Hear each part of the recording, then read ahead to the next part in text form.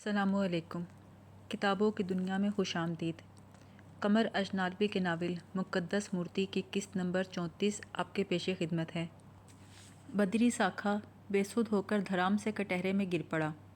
کایا موسیٰ اور چاند بابا نے اسے اٹھایا، منہ پر پانی ڈالا اور اسے کھڑا کر دیا۔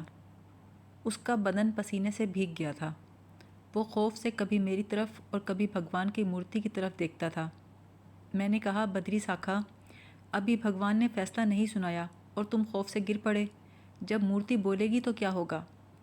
اس نے فریادیوں کی طرح دونوں ہاتھ اٹھائے اور رندھے ہوئے لہجے میں بولا، بھگوان کو فیصلہ دینے سے روک دو، کیونکہ میں دوشی ہوں، میں نے جھوٹ بولا ہے، بھگوان کا فیصلہ میرے خلاف ہی ہوگا۔ پھر وہ کٹہرے سے نکل کر میرے چرنوں میں آ گرا۔ تھارو کیشپ، میں تمہارا اور کایا پنتھا کا مجرم ہوں۔ تم جو چاہو سزا دے دو، مگر مجھے بھگوان کی سزا سے بچا لو، اس سے نیائے نہ مانگو۔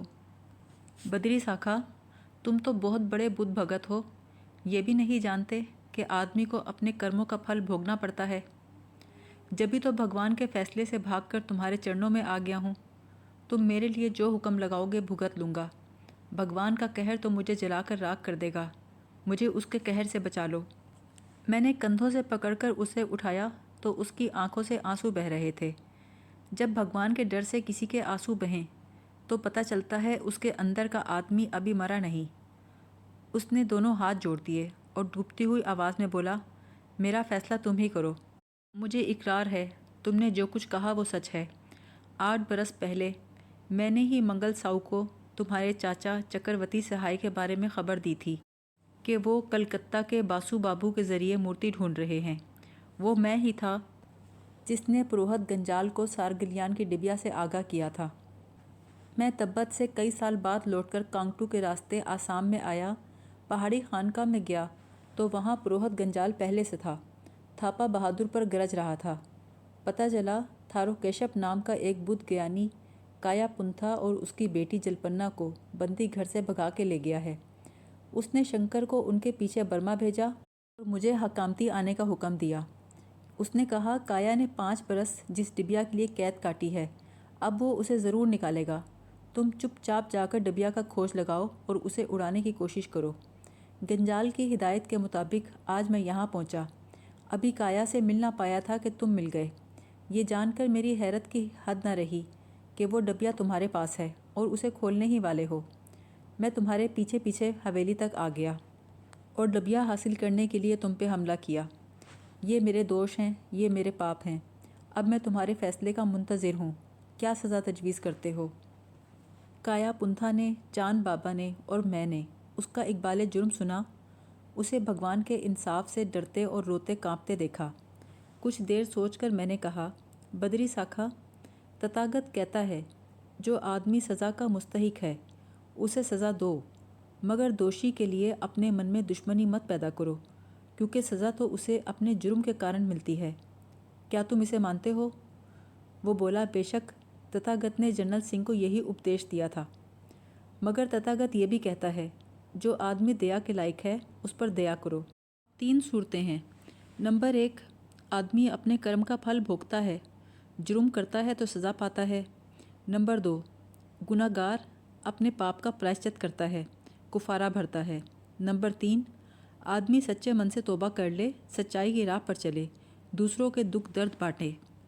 بدری ساکھا، تم نے اپنا فیصلہ مجھ پر چھوڑا ہے، تو میرا فیصلہ یہ ہے کہ میں تم پر دیا کرتا ہوں، تمہارے لیے توبہ کا دروازہ کھلا رکھتا ہوں اور ایک شرط پر تمہیں چھوڑتا ہوں۔ وعدہ کرو آئندہ تم پروہت گنجال سے کوئی سمبند نہیں رکھو گے اور مقدس مورتی کی تلاش میں میری مدد کرو گے۔ اتنی آسان شرائط سن کر وہ حیران رہ گیا، گھوم کر بھگوان کی مورتی کی طرف مڑا، بولا، میں وچن دیتا ہوں کہ آج سے تمہارا داس ہوں اور تمہاری مرضی کا پابند ہوں۔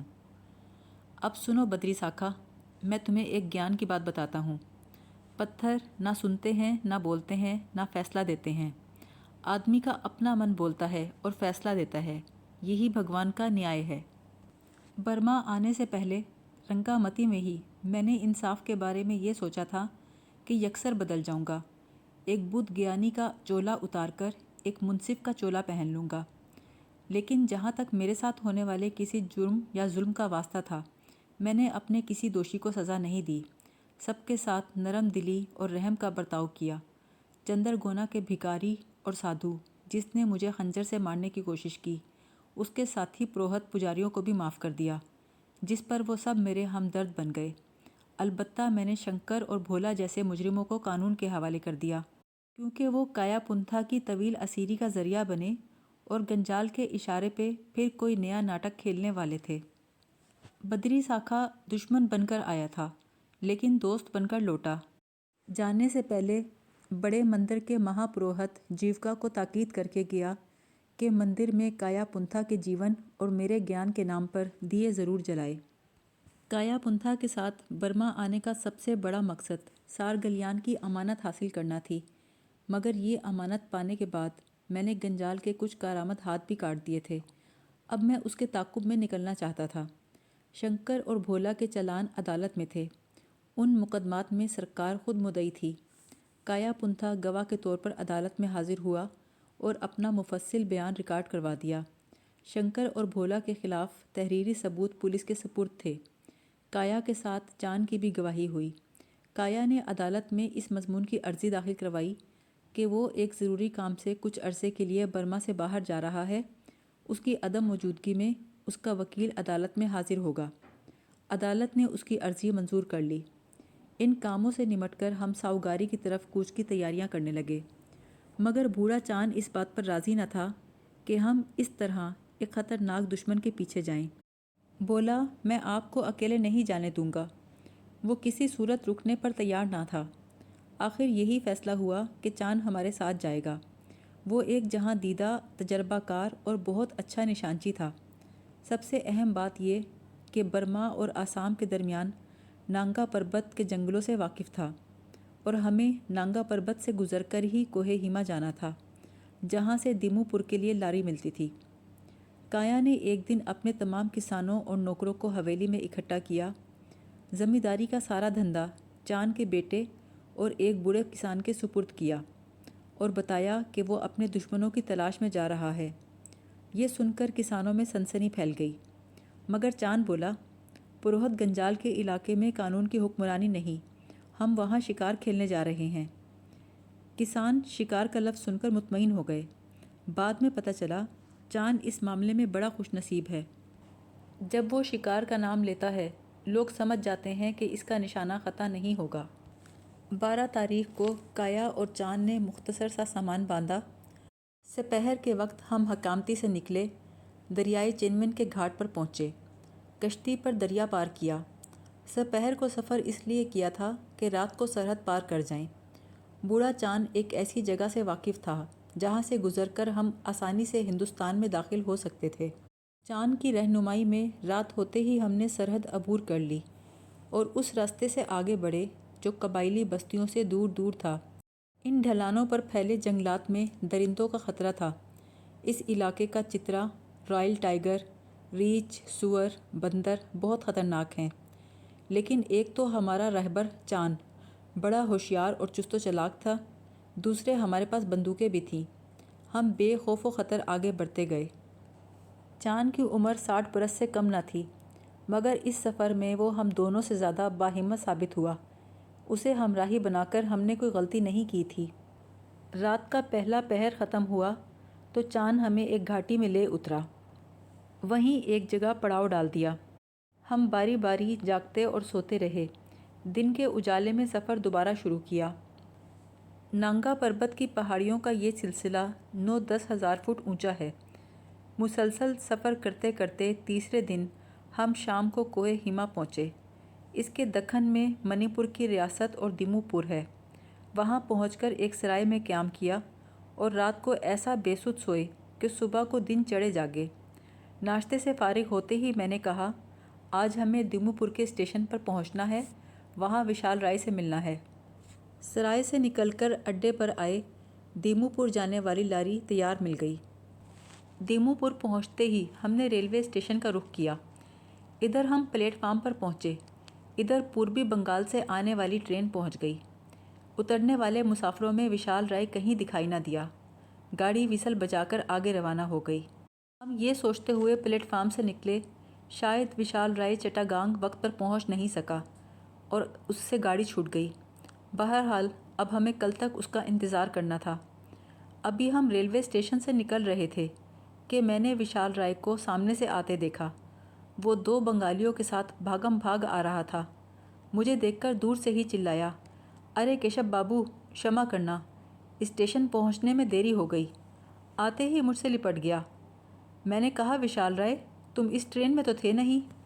وہ بولا، اپنے کو تو آئے 5 گھنٹے ہو گئے، یہ کالی ناتھ اور کریم ساتھ آئے تھے نا۔ صبح 11 بجے کی ٹرین سے پہنچ گئے اور ہوٹل میں کمرہ لے لیا۔ کالی ناتھ بولتا تھا، سفر میں کسی کو ملنا ہو تو سمے سے پہلے پہنچنا اچھا ہوتا ہے۔ چلو اچھا ہوا تم پہلے پہنچ گئے، اب کایا پنتھا سے ملو۔ میں نے کایا کی طرف اشارہ کیا۔ دونوں نے ایک دوسرے کو دیکھا اور بے اختیار لپٹ گئے۔ کایا پنتھا وشال رائے کی بہن روپتارا کی دردناک کہانی اور منجوری کے ساتھ میری سگائی کا قصہ سن چکا تھا۔ اسی طرح وشال رائے بھی کایا موسا اور جلپنا کی بپتا کا حال جانتا تھا اور ان سے میرے رشتے کے بارے میں واقف تھا۔ وشال رائے کہنے لگا، کایا بھائی، کیشب بابو نے میرے کو تمہارے بارے میں سب کچھ بول دیا تھا۔ جلپنا بیٹی کا بھی بولا تھا۔ تمہاری قید کا سن کر میرے کو بڑا دکھ ہوا، آنکھیں رو پڑیں، بس اور کیا بولوں۔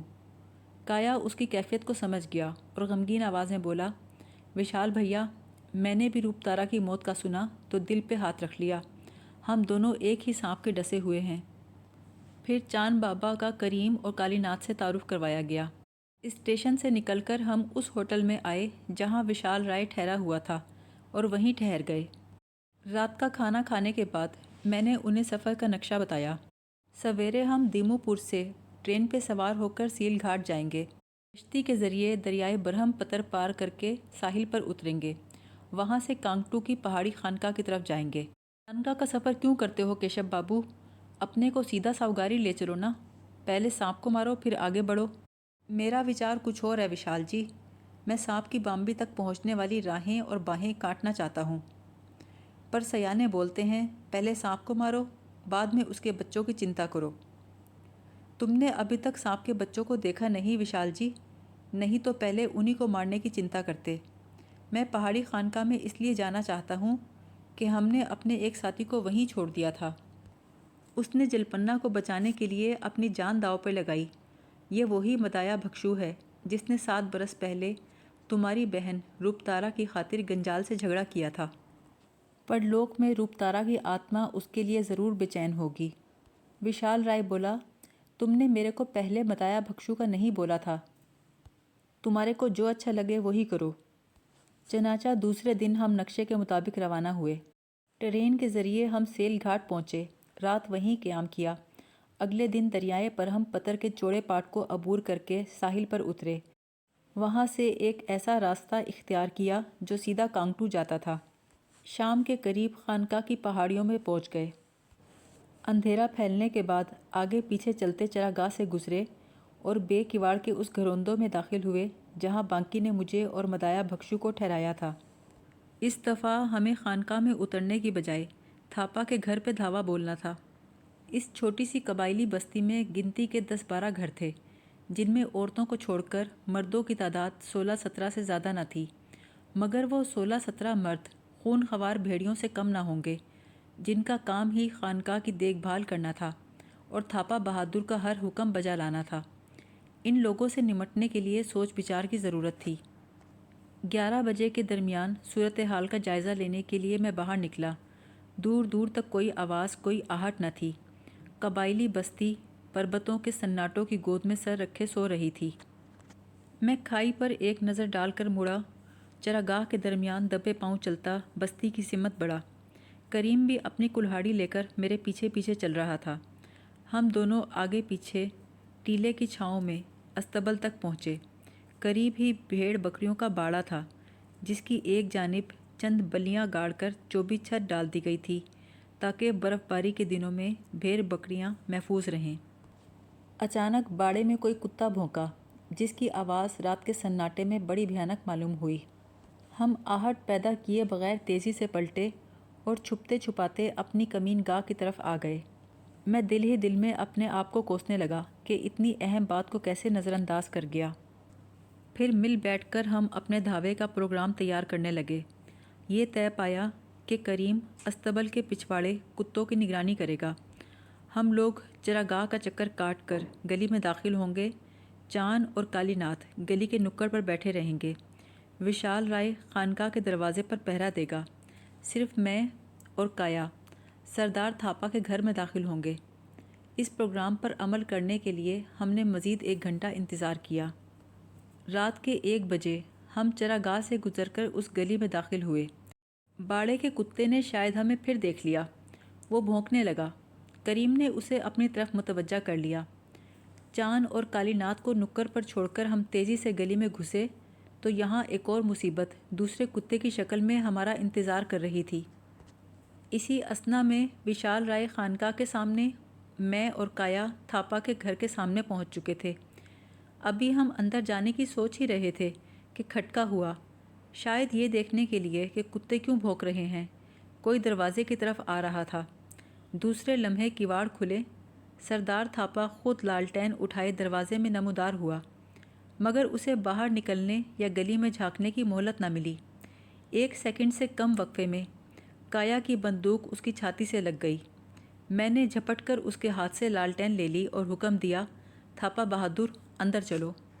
سردار تھاپا نے ہمیں دیکھا اور دم بخود رہ گیا۔ اگر آسمان سے بجلی گری ہوتی تو بھی اس کی وہ حالت نہ ہوتی جو ہم دونوں کو دیکھ کر ہوئی۔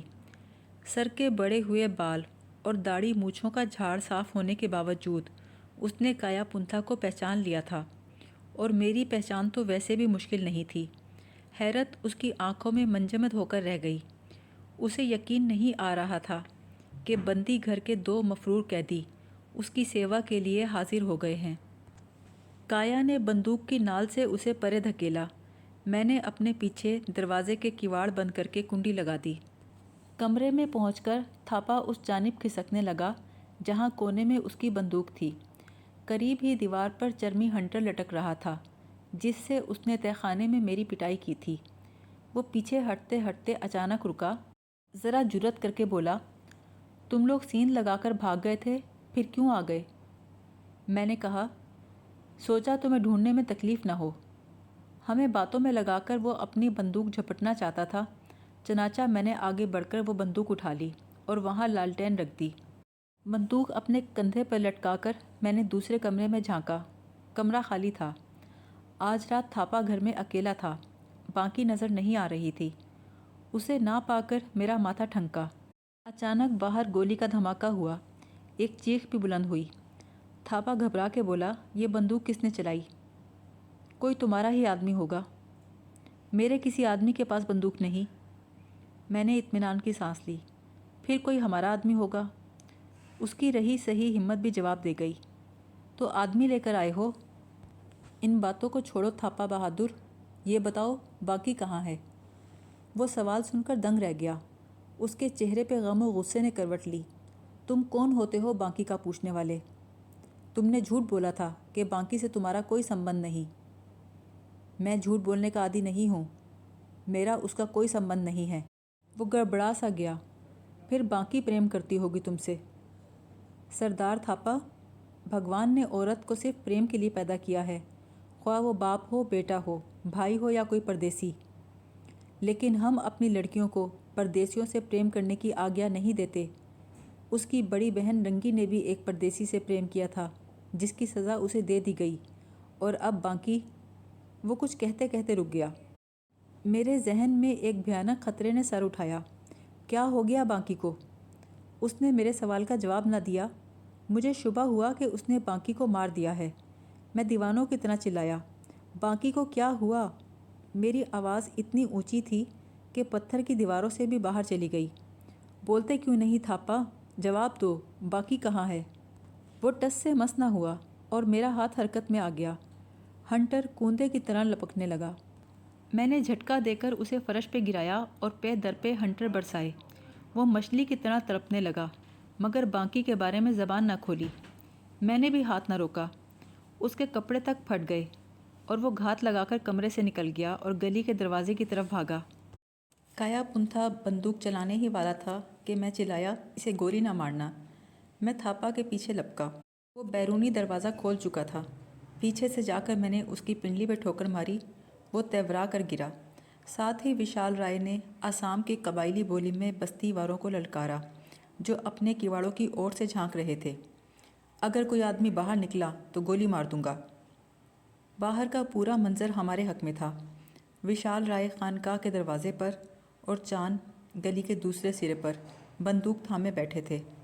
میں نے تھاپا پر ایک اور ضرب ہنٹر کی لگائی اور چلایا، بتاؤ تھاپا، بانکی کے ساتھ کیا کیا تم نے؟ اس میں اب بولنے اور جواب دینے کی سکت نہیں رہ گئی تھی۔ ہنٹر کی آخری ضرب کے ساتھ ہی بے سدھ ہو گیا۔ میں اونچی آواز سے بولا، سردار تھاپا نے نہیں بتایا کہ بانکی کہاں ہے۔ اگر تم میں سے کوئی جانتا ہے تو باہر آ جائے۔ صرف ایک دروازہ کھلا۔ 60-65 سال کی ایک بڑھیا باہر نکلی اور میرے قریب آ کر کھڑی ہو گئی۔ کون ہو تم؟ ماں جی، میں وہی بندی ہوں جو سیندھ لگا کر یہاں سے نکل گیا تھا۔ اب کیوں آئے ہو؟ نیائے کرنے آیا ہوں۔ بانکی سے تمہارا کیا ناطہ ہے؟ وہ ایک دیوی ہے جس کی پوجا کر سکتا ہوں۔ تمہیں اس کی چنتا کیوں ہے؟ مجھے شبہ ہے تھاپا نے اسے مار نہ دیا ہو۔ وہ مجھے جانتی ہے۔ میری رہائی کی خاطر وہ اپنے باپ سے جھگڑی تھی۔ تھاپا نے اسے جان سے نہیں مارا، بڑھیا نے اطلاع دی۔ پھر کہاں ہے بانکی؟ وہ بنتی گھر میں ہے بابو، مگر اسے دیکھ کر تمہیں دکھ ہوگا۔ وہ چل پھر نہیں سکتی، تھاپا نے اس کے دونوں پاؤں کاٹ دیے ہیں۔ میرے منہ سے ایک چیخ نکلی۔ خود بڑھیا کی آنکھوں سے آنسو بہنے لگے۔ گلو گیر آواز میں بولی، ہم سب کو بانکی کا بڑا دکھ ہے۔ وہ بستی کے لوگوں کو بہت چاہتی تھی اور سب لوگ اسے چاہتے تھے۔ اس کے پاؤں کاٹتے ہوئے تھاپا نہیں کانپا، مگر بستی والے اس کے کٹے ہوئے پاؤں دیکھ کر کانپ گئے اور تھاپا سے بگڑ گئے۔ اس دن کے بعد کسی آدمی نے سردار کا حکم نہیں مانا۔ صرف پٹاما پجاری اور خانقاہ کے 2 پہرے دار اس کے ساتھ ہیں۔ بستی والے اب تھاپا کو اپنا سردار نہیں مانتے۔ جبھی کوئی آدمی اسے بچانے نہیں نکلا۔ ارے ہمارے مرد بندوقوں اور گولیوں سے نہیں ڈرتے۔ وہ تو اس لیے چپ کر کے دیکھتے رہے کہ تھاپا بہادر کو اس کے پاپ کی سزا ملے۔ انہوں نے خود تو سردار پر ہاتھ نہیں اٹھایا، لیکن تم نے اٹھایا تو وہ دیکھتے رہے، کیونکہ اس کا پاپ بہت بڑا اور اس کی سزا بہت چھوٹی ہے۔ میں تو سمجھا تھا بستی کے لوگ ہمارا اسلحہ دیکھ کر ڈر گئے ہیں اور اسی لیے گھروں میں دپک گئے ہیں، لیکن یہاں معاملہ ہی کچھ اور تھا۔ ہماری بہادری اور ہماری بندوقیں ہمارے کام نہیں آئی تھیں۔ یہ رحم تو ہم پر بھگوان نے کیا تھا کہ بستی والوں کے دل اپنے سردار سے پھر گئے تھے۔ بانکی کے متعلق جو خبر ملی اس نے مجھے ہلا کر رکھ دیا۔ میں اسے دیکھنے کے لیے بے چین ہو گیا۔